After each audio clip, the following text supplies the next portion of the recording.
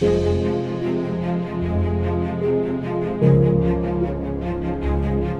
thing we've failed to do in the educational system is alert people that if you're doing what no one has done before, stuff goes wrong.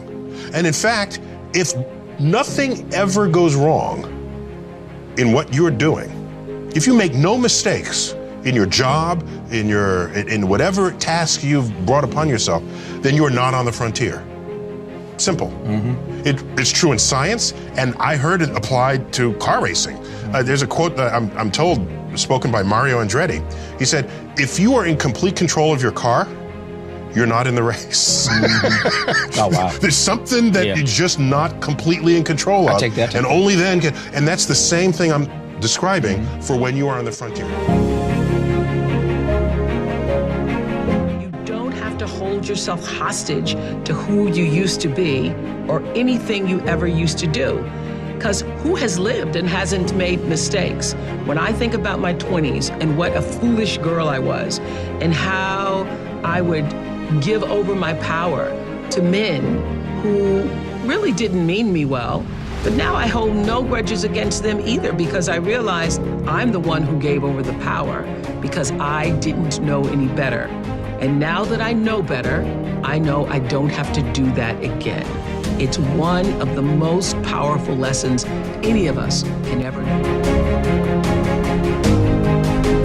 And often I think people ask, what mistakes should you avoid making?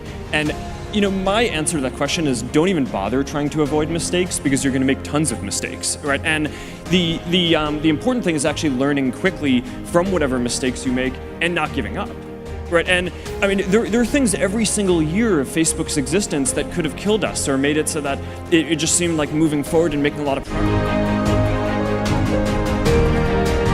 Every man in this room, you blew your 20s. You spend all your 30s trying to make up for your 20s. Yeah, that's the truth. Dog, every dude in this room blew their 20s and at 30 trying to fix what they should have did in their 20s. Yeah. And so forth and so on. You turn 40, you're trying to recover from the mistakes you made when you 30.